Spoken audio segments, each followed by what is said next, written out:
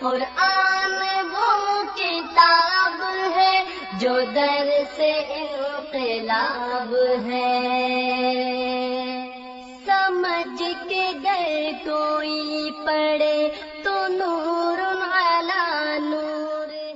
ابراہیم علیہ السلام کی سیرت سے ہمیں ملتا ہے، ابراہیم علیہ السلام فرماتے ہیں وَإِذَا مَرِضْتُ فَهُوَ يَشْفِينِ، جب میں بیمار ہوتا ہوں تو وہ اللہ عرش والا مجھے شفا دیتا ہے، اور کوئی شفا دینے والا نہیں ہے۔ ڈاکٹر، دوائیاں، حکیم، علاج، یہ سارا کے سارے ذرائع ہیں، سبب ہیں، سبب بنتے ہیں شفا کے، لیکن شفا دینے والا اللہ ہے۔ دوائی ایک ذریعہ ہے، دوائی پر اثر ڈالنے والا اللہ ہے۔ وہی دوائی ہے جو سینکڑوں لوگ کھاتے ہیں، آرام نہیں آتا، اور سینکڑوں کو آ بھی جاتا ہے۔ وہی دل کی دوائی، وہی شوگر کی دوائی، وہی بلڈ کی دوائی، وہی بخار کی دوائی، وہی ٹی بی کی دوائی، سارے لوگوں پر اثر کر رہی ہے، کسی ایک پر نہیں بھی کر رہی۔ کیوں نہیں کر رہی؟ اللہ کا حکم نہیں ہے۔ تو ابراہیم علیہ السلام عقیدہ بتاتے ہیں کہ جب میں بیمار ہو جاؤں تو میرا مالک شفا دیتا ہے، اور ہمیں وہم ہو جاتا ہے کہ شریکہ نے تویز پائے نے، پھٹ جاتے ہیں۔ ابھی میں سن رہا تھا پیغام ٹی وی پر ایک معالج آئے، وہ جادو جنات کا علاج کرتے ہیں، ان سے سوال ہوا بڑا دلچسپ مزیدار، اے جی کتنے فیصد لوگ ہیں جو واقعی جینون جن پر جادو ہوتا ہے؟ سوال سن رہے ہو؟ جاگ کے سن لو کہ کتنے فیصد لوگ ہیں جو واقعی جن پر جادو ہوتا ہے؟ تو وہ کہتا ہے صرف 10%۔ 90% کو صرف وہم ہوتا ہے کہ مجھ پر شریکہ نے تویز پائے نے، میری پروجائی بس ویکھ نہیں سکتی، سانو جٹھانی نہیں دیکھ سکتی، ممانی نہیں دیکھ سکتی، پھوپھی نے رشتہ نہیں دیتا تا تویز پا چھڑن، خالہ لڑی تھی انہیں تویز پا چھڑن۔ 90% لوگوں کو صرف شک ہے، اور جب یہ جادو جنات والوں کے پاس جاتے ہیں تو وہ اپنی فیس ہری کرنے کے لیے بے شمار دم تویز کرتے ہیں۔ رات کو میرے پاس بھی مریض آئے، 2 مزیدار مریض آتے ہیں، ویسے دیہڑی اگر بندہ لانا چاہے نا کھلی لا سکتا ہے۔ وہ مجھ سے وظیفہ پوچھتے ہیں، عجیب و غریب وظیفہ، عجیب و غریب۔ اگر میں بھی وظیفے بیچنے شروع کر دیا نا تو دیہڑی چنگی لگے۔ تو اسی طرح جب آپ کسی جادو جنات والے پر چلے جاتے ہیں، خود جا کر کہیں جی میرے تے جادو ہویا ہے، میری پھوپھی نے کچھ کیتا ہے، تو انہیں دیا کہنا بسم اللہ، پارو آ گیا، پھر وہ چھرا اینو، وہ کہے گا چلا لانا پینا ہے، بڑا سخت جادو ہویا ہے۔ وہ میرے تے میرے ایک شاگرد نہیں کٹ دیتے، استاد جی 17 جادو نے تواڈے تے، او میں کوئی 1-2 تے گزارا کر لا، تو 17 ہی کٹ دیتے نے۔ آندا نہیں استاد جی اتنے میں بیٹھے بیٹھے چیک کیتا 17 حملے نے تواڈے تے جڑے میں روکے نے۔ میں پھر آندا تساں اج دوائی نہیں کھانی تے کل فجر تو بعد میں خاص چلا کر کے تے تانوں دم کراں گا آن لائن، تے تسی پھر مینوں 8-9 بجے دسنا۔ مینوں فون کیتا بقاعدہ 8-9 بجے، استاد جی سناؤ طبیعت بحال ہوئی؟ میں نہیں ہوئی ہی۔ آندا نہیں استاد جی، وہ چکر یہ سی کہ استاد جی ایک دفعہ آکھن آہو تے بزنس چنگا چمکے گا، کہ میں استاد محترم کا بھی علاج کر چھڈیا، 17 جادو ختم کر دیتے۔ تو وہ معالج کہتے ہیں کہ 90% مریض وہمی شک کے مریض ہوتے ہیں، بیمار نہیں ہوتے۔ 10% ہوتے ہیں، ان 10% میں بھی تھوڑے مریض ہوتے ہیں، اور باقی ہمیں چھوٹا موٹا بے نماز ہوتے ہیں، بد عمل ہوتے ہیں، صبح شام کے اذکار نہیں پڑھتے، نماز نہیں پڑھتے، قرآن نہیں پڑھتے، تو اس وجہ سے ان پر تھوڑا بہت اثر ہوتا ہے۔ لو اتنے سے مریض ہوتے ہیں۔ تو جو جینون مریض ہے، بیمار بخار ہو گیا ہے، سر درد ہو گیا ہے، ٹانگ درد ہو گئی، اس کا علاج اللہ کے رسول نے کیا ہے۔ آپ نے فرمایا تداووا یا عباد اللہ، ہر بات کا دام ہی نہ ڈھونڈتے رہا کرے، دوائی بھی لے لے۔ سر درد ہے تو دوائی لے لے، چوٹ لگی ہے، پاؤں سوجا ہوا تو ڈاکٹر سے پٹی کروائیں، ٹیکا لگوائیں۔ نہیں جی دم کر دیو، دم کر دیو، وظیفہ بتاؤ تاکہ بیماری دور چلی جائے۔ کمال ہے۔ کینسر کا مریض آخری سٹیج میں ہاسپٹل میں پڑا تو وہ آ کے کہتا ہے پٹی صاحب وظیفہ دسیا جو کوئی مریض بچ جائے۔ وہ کمال ہے۔ اللہ کے نبی صلی اللہ علیہ وسلم فرما رہے ہیں تداووا، بیماری کا علاج کراؤ۔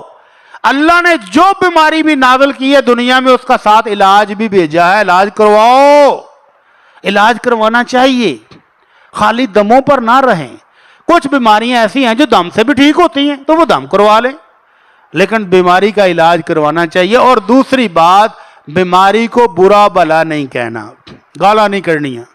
اللہ کے نبی صلی اللہ علیہ وسلم نے دیکھا ایک صحابیہ بخار سے کانپ رہی ہیں, فرمایا ما لک یا ام صاحب تذفذفین, ام صاحب کیا ہوا, کانپ کیوں رہی ہو؟ کہنے لگی اللہ کے رسول الحمى لا بارک اللہ فیہا, اس بخار دا بیڑا گرک ہو جائے, جان ہی نہیں چھڑتا. تو اللہ کے نبی نے فرمایا لا تسب الحمى, ام صاحب بخار کو گالیاں نہ دو, کیونکہ بخار گناہوں کو اس طرح صاف کرتا ہے جیسے سنارے کی بٹی سونے کو میل کچیل کو لگ کر کے صاف ستھرا بنا دیتی ہے. تو یہ بیماری جو ہے ہمارے گناہوں کی بخشش کا باعث بنتی ہے, اللہ کے ہاں تعلقات کو مضبوط بناتی ہے. اور اگر کوئی بیماریوں سے بچ سکتا ہوتا, میں اور آپ تو بڑے وی آئی پی بنتے ہیں نا, یہ بیمار ہونا ہی نہیں چاہیے, اور اگر بیمار ہو جائیں تو بس قاری صاحب ایک پھونک مارن تو بیماری دور چلی جائے.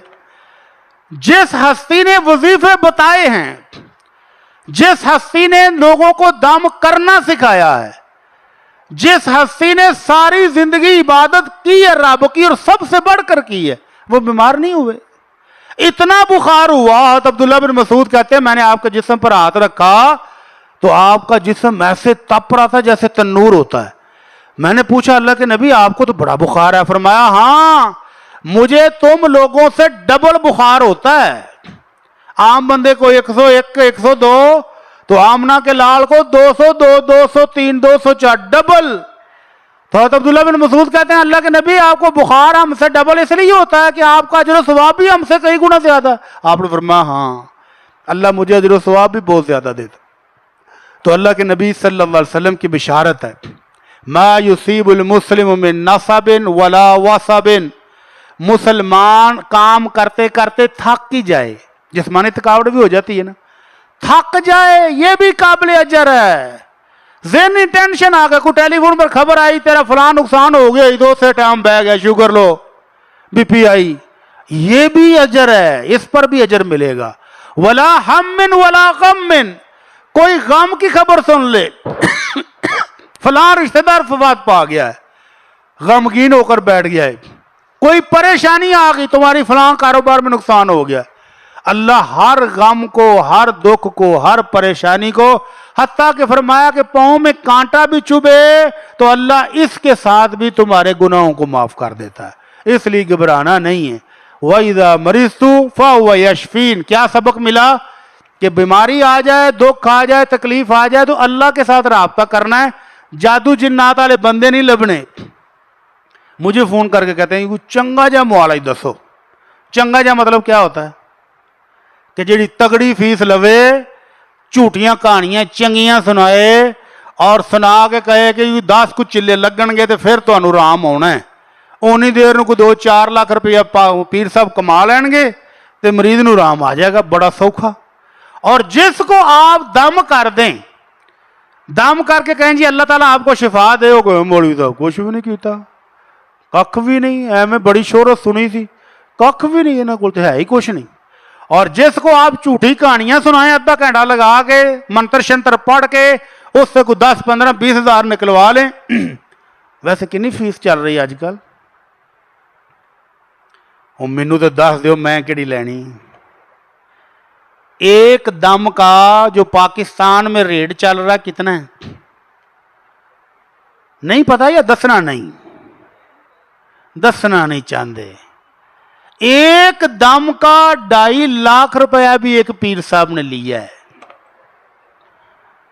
مریض نے میں پوچھا پھر آندا جی بڑا فرق ہے. میں فرق تو پی ہی جانا, تینوں بھی پی گیا ہونا, پیر صاحب نے بھی پی گیا ہونا. تیری جیب سے جو 2.5 لاکھ گیا, تیری صحت ہے ہلکی پھلکی ہو گئی ہونی ہے فل. اور پیر صاحب کے گھر ایک دم کا 2.5 لاکھ روپیہ آیا ہوئے تو پورے خاندان کی صحت بحال ہو گئی ہونی. کی خیال ہے؟ تو اس لیے ان دموں والوں سے بچ جائیں اور اللہ سے رابطہ کریں. بیماری ہو اس کا باقاعدہ علاج کروائیں, دوائی لیں. اللہ کے نبی صلی اللہ علیہ وسلم نے دوائی کھائی بھی ہے اور کھانے کا حکم بھی دیا ہے, دوائی لینے میں کوئی حرج نہیں ہے.